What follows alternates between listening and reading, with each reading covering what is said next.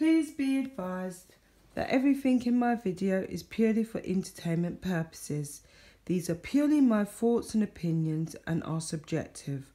I must advise you, please do your own research. All media used was found on the public domain and are fair use and fair dealings. Hello YouTube, welcome back to my channel. It's Mahogany Spirit coming to you from the UK. I hope you're all keeping safe and well. This is part 3 of the Patrick and Harry interview with GQ magazine. Patrick goes on to say having the conversation about racism can be uncomfortable. He states, and I totally get it, especially if you're a white person who wants to be told that they may potentially have a little bit of racism in them. How do you tell the white working class person that's worked really hard all their life to get where they are that they've had a leg up?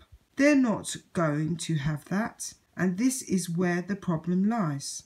There's a big class thing in there too, and it's a combination of the two, because it's not only black people who are struggling or non-white people. There are white people who are struggling in impoverished areas, along with black people who don't get the opportunities and the chances that others might get. And we need to just share this around a little bit more and be a bit fairer.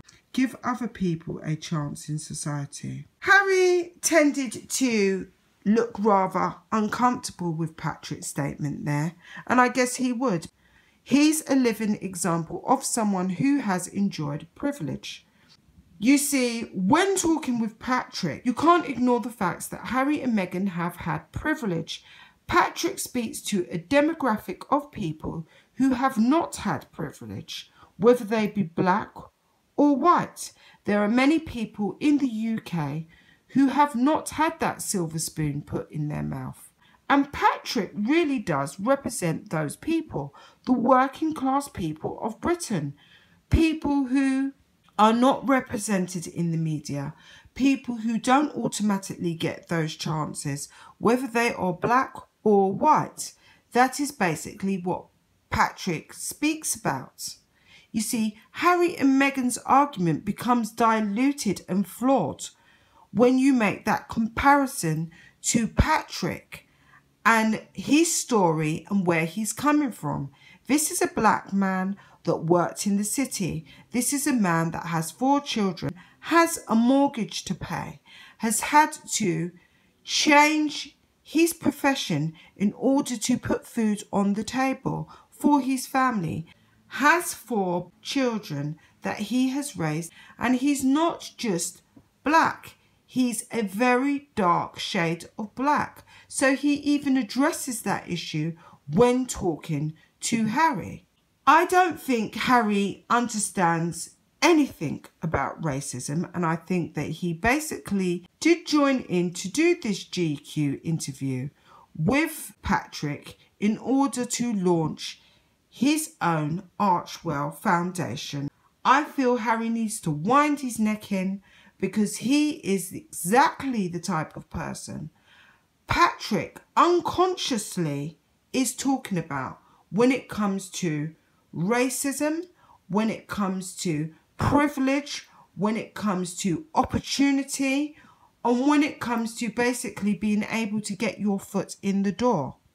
I say this as a woman of colour myself, and I have said on numerous occasions, and this is their major flaw.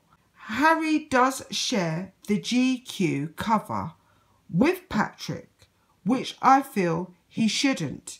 It should have just been Patrick on the front cover of GQ, and it just should have had Harry's name as the interviewer along the side in red. His face should not have been on the front cover of that magazine. This was Patrick's moment. Harry talked about the media. I'm going to actually put a snippet of that in because I think that is very important to share also with you guys. Harry responded to Patrick and said, For me, it's down to a more diverse perspective. Otherwise, you're just perpetuating that bias. And I think one of the most dangerous things is people within positions of power, whether it's politics or whether it's the media, where if you're not aware of your own bias and you're not aware of the culture within your system, then how are we ever going to progress? How are we ever going to get to the point where there is more fairness? Because this is not a zero-sum game, right? Everyone benefits if the black community gets treated the way they should be treated. I say to Harry, you married Miss Markle. She really has lived her life as a Caucasian. She really has not had bias against her. She may have had some unfavourable comments written about her in the media initially, but I really feel that Miss Markle has courted negative attention. It has just been a game for the pair of you. And as a woman of colour, I really don't like being used in this way for your PR hype and your narrative. Don't use my skin for your narrative, especially as you have never lived in it, Harry. Your wife has lived her life as a Caucasian woman, and as I have said throughout, there is nothing wrong with that. But then don't just jump on the black agenda because you feel you stand to gain something, because you feel you stand to benefit from it, because there are many people who are going to talk about it. We are not going to be censored.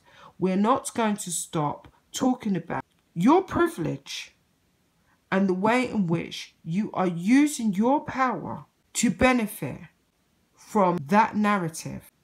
Guys, if you feel that Harry is trying to use the black narrative to gain popularity, likability, credibility, and raise his profile, although he married a woman that really does relate as a Caucasian woman, has been privileged and has spent most of her time around privileged people, he now feels he's an authority to talk on racism, structural racism, institutional racism, and racism at large.